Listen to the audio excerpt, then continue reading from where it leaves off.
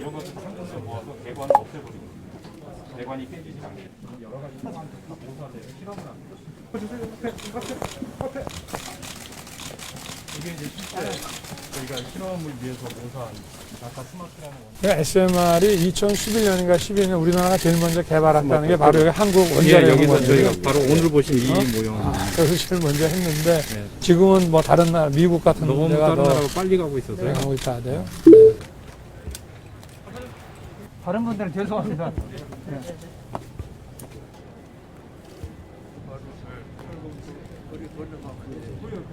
하겠습니다. 네, 저희가 정리되는 대로 네, 간단히 참석자분들께서도 함께 자리를 해주시기 부탁드리겠습니다. 간단히 참석자분들이 모두 함께 하고 계십니다. 우리 윤석열 의원 모두 발언 먼저 듣도록 하겠습니다. 안녕하십니까. 제가 지난 7월에도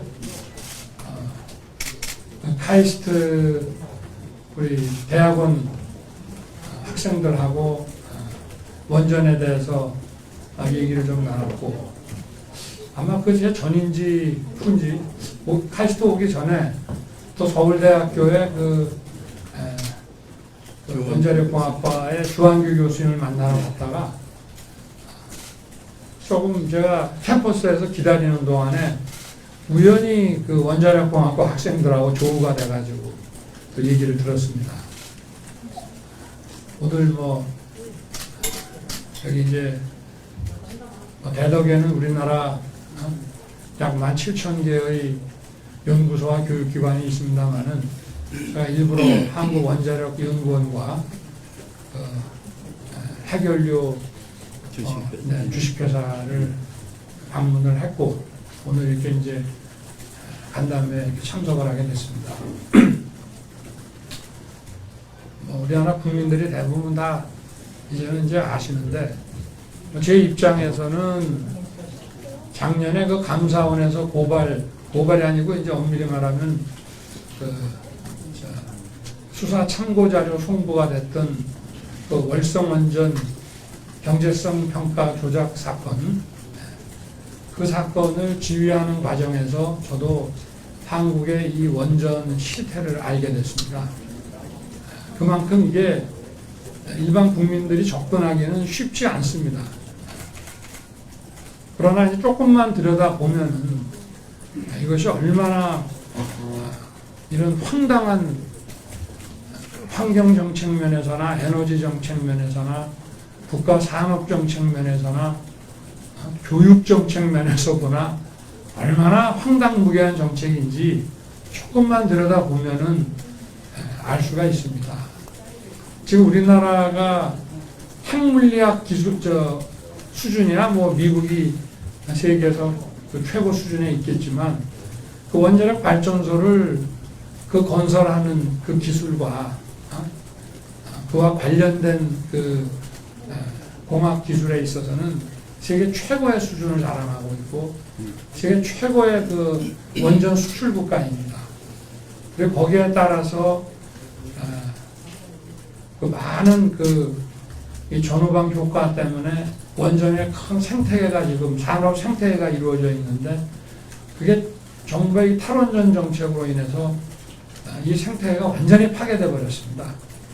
지금 뭐 창원, 울산에 많은 그 원전의 시설을 납품하는 그런 뭐 기업들 완전히 지금 뭐 회사들이 다 망가졌고 또 원자력공학과 학생들을 만나보니까 중간에 입학은 했는데 중간에 전공 바꾼 사람들이 한 60, 70% 가량이 되고 그러니까 앞으로 이게 원전 산업의 앞날이 캄캄하고 아까 제가 이게 환경, 에너지, 뭐 산업, 교육뿐만 아니라 이것이 국가 안보에도 굉장히 중요한 부분입니다. 참 개탄에 맞지 않는 이런 정부의 정책이고 제가 또 이 원전 사건을 수사하는 과정에서 이 황당한 정책 또 여기에 대한 진실을 은폐하려고 하는 이 정권의 이 파렴치에 대해서 왜 이들이 그렇게까지 했는지 그걸 이제 조금씩 알아나가게 됐습니다. 이것도 이 공정과 상식을 정말 내동댕이 치는, 그래서 왜 정권 교체가 이루어져야 되는지를 여실하게 보여주는 분야 중에 하나입니다. 오늘 여기 또 전문가분들 또 원전 그 관계자분들을 모시고 이분들의 말씀을 오늘은 좀 많이 듣고 가겠습니다. 감사합니다. 원자력은 전 세계 문제가 아닙니다. 우리 후손 생존을 위해서 반드시 해야 된다고 생각합니다. 그런 의미에서 앞으로 어떤 방법이든지 탈원전은 철회돼야 된다고 생각을 합니다. 원자력이 있어야지만 탄소 중립을 이룰 수 있다는 거 명확하게 말씀드리고 싶고요. 그래서 우리 대한민국이 탄소 중립 시대에서 우리 젊은이들이 전 세계를 뻗어나가서 세계를 이끌어 나갈 수 있도록 앞으로도 우리나라의 발전 역사를 같이 전해나갈 수 있도록 잘 우리가 갖고 가면 좋을 것이라 생각합니다. 탈원전 정책을 철폐하시고 실질적으로 현재 정지되어 있는 고리 1호기, 월성 1호기 이것도 재가동을 하면서 실질적으로 우리가 더 풍부한 전력을 사용할 수 있도록 힘써주시기 부탁드립니다. 이제 과학기술이 이제 이념과 관계없이 있을 수 있는 그런 연구 환경이 마련되었으면 좋겠습니다. 그리고 이거는 그냥 간단하게 저희 연구원 캐릭터예요. 그래서 좀 즐겁게 살 수 있도록 저희 캐릭터처럼 드리겠습니다. 네. 에너지를 크게, 에너지 안보적인 면에서 크게 그림을 그려주시고요. 잘못된 것을 좀 고쳐나가 주실 수 있었으면 좋겠습니다. 지금까지는 우리가 세계 최고의 그 원자력 발전에 관한 이 기술이 사장되는 것에 따른 우리나라의 산업 생태계 또 에너지의 문제점 이런 부분들을 말씀을 드렸습니다. 그런데 이제 우리가 더 크게 보면은 지금 세계적으로 진행되고 있는 이 4차 이 산업혁명 여기에 우리가 선도적으로 이 혁명을 끌고 나가지 못하면은 삼류 국가로 전락할 것이 이제 불보듯합니다. 1차 산업혁명이 증기죠. 2차 산업혁명이 전기입니다. 3차 산업혁명은 컴퓨터와 인터넷이고 이제 4차 산업혁명은 디지털 심화라고 그래서 AI, 클라우드 컴퓨팅, 그리고 사물 인터넷, 그리고 빅데이터 이런 기술들을 기반으로 한 디지털 심화가 4차 산업혁명입니다. 근데 이 4차 산업혁명의 가장 중요한 것은 초고속 정보 처리 기술을 담고 있는 바로 반도체 기술입니다. 이 4차 산업혁명은 그 기반 첨단 기술을 활용하는 것부터 시작해서 이 우리의 그 문화 전체가 엄청난 전기 에너지를 필요로 한다는 거 여러분들이 잘 알고 계셔야 됩니다.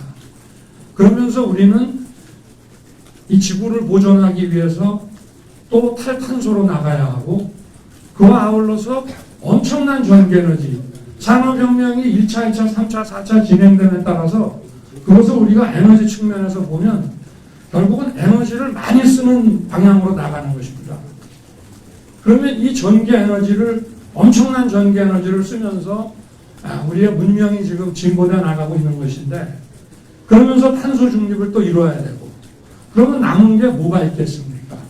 결국은 깨끗하고 안전한 효율적인 원자력 발전 이외에는 현재는 대안이 없습니다. 탈원전이라고 하는 것은 망하러 가자는 얘기입니다.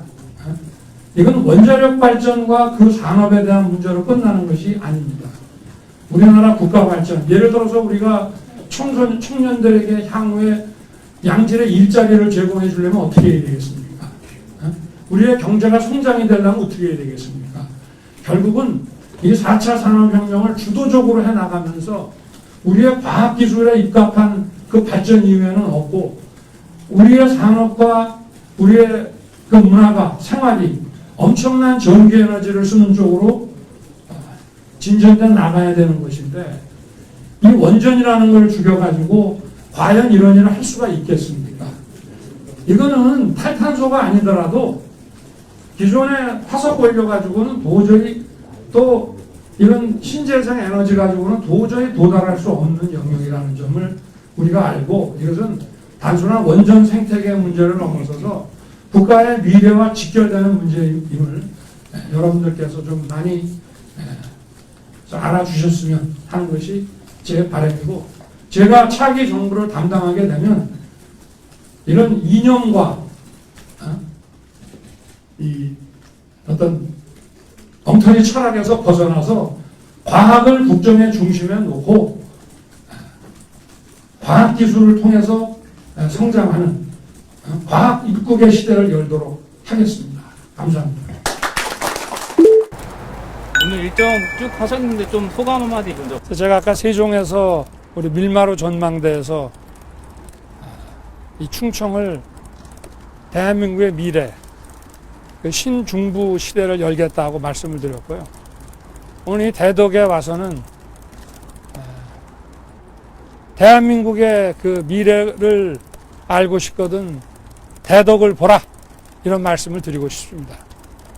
우리가 지금 산적에 있는 우리나라의 많은 문제를 해결하려고 하면은 결국은 우리 경제가 이 저성장의 늪에서 벗어나서 경제 발전을 이루는 것이 이 여러 가지 우리의 산적한 문제들을 해결하는 근본적인 방법입니다.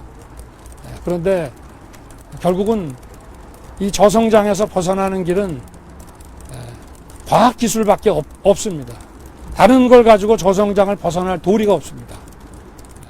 이 대덕에 17,000개의 연구소와 교육기관들이 밀집해 있고 결국 여기가 대한민국의 미래를 결정할 수 있는 그런 곳이라는 생각 하에 제가 차기 정부를 맡게 되면 좀 기존의 그 R&D라든지 연구 지원 이런 것을 좀 탈피해 가지고 조금 더 혁신적인 방법으로 국가 이 과학기술 역량을 제고시키겠습니다. 아까 월성 원전 수사 지휘하면서 이 정부의 파렴치함에 대해서 알게 됐다고 말씀을 하셨는데 조금 더 구체적으로 말씀해 주시죠. 그 월성 원전의 그 경제성 조작이라고 하는 것이 경제성이 없어서 원전을 셧다운 한다는 거 아니겠습니까? 이미 건설 시에 기본 수명을 지냈기 때문에 건설 비용에 대한 건설 비용이 이제 30년 하면 30년을 계속 나눠서 비용으로 나가지 않겠습니까? 그래서 안전에 문제가 없다 해서 시설을 좀 보강해서 하게 되면은 경제성이 부족하다는 얘기는 나오는 것이 사실상 불가능한 얘기입니다. 근데 이거를 어떤 안전이라는 문제를 가지고 원안위에서 만약에 여기에 대해서 브레이크를 걸었다 그러면 모르겠는데 경제성이 부족해서 다른 에너지원에 비해서 또는 다른 시설에 비해서 이 경제성이 떨어진다고 하는 것은 받아들이기 어렵고 거기와 관련된 자세한 수사에 관한 얘기들은 제가 이 자리에서는 좀 하기가 부적절하니까 그 정도로만 하겠습니다. 한국원자력연구원이랑 미국 아르고 주립연구소 함께 추진하던 4세대 원전 보증론 사업이 있다. 우리가 소기업 연결 조직 중인 사업인데요. 이게 탈원전 정책으로 조기 중단됐습니다. 네. 당연히 재개를 해야죠. 네, 재개하겠습니다. 오늘 이수정 교수 임명부터 이준석 대표가 세종 일정 관련해서 또 여러 가지 이준석 대표 패싱론 이런 문제가 또 제기되고 있는데 지금 대덕에 와서 국가의 미래를 얘기하는데 그런 정치 얘기는 제가 오늘 여기서 별로 언급하고 싶지가 않습니다. 죄송합니다. 한국 정년퇴직 제도로 인해서 우수한 연구 인력이 일찍 퇴직을 한다는. 그래서 연구 인력, 우수 연구 인력을 확보하는 그 방안을 꼭 정년퇴직하고만 연결하는 거는 조금 논리의 비약이 아닌가 싶은데요. 어쨌든 우수한 연구 인력이 마음 놓고 연구할 수 있는 그런 것이 바로 과학기술 입국을 여는 기본이 아닌가 생각됩니다. 근데 이준석 대표는 충청 일정 오는 자체를 자기 들은 적이 없다. 좀 황당하다는 말을 내놨거든요. 설명도 부탁드리고 또 김종인 위원장 지원을 알려줬던 거기에 대해서는 답변하지 않겠습니다. 네. 오늘은 대덕과 국가의 미래에 대한 얘기만 하겠습니다. 하나만 네. 신재생 에너지 개발도 해야 됩니다. 그러나 그것이 우리 한국에서 우리나라의 자연 환경과 여러 가지 여건을 감안했을 때 신재생 에너지에서 나올 수 있는 에너지의 그 양이라는 게 한계가 있는 것이고 투자 대비 효율이라는 거에서도 그걸 예를 들어서 보존해서 적절하게 에너지를 활용하는 데 들어가는 배터리 비용이라든가 그런 비용 대 효율이라는 관점에서 봤을 때 이것을 원전을 대체할 수 있는 문제는 아니라고 생각합니다. 자, 저희가 다음 행사가 좀 지체돼서 이런 일정이 있어가지고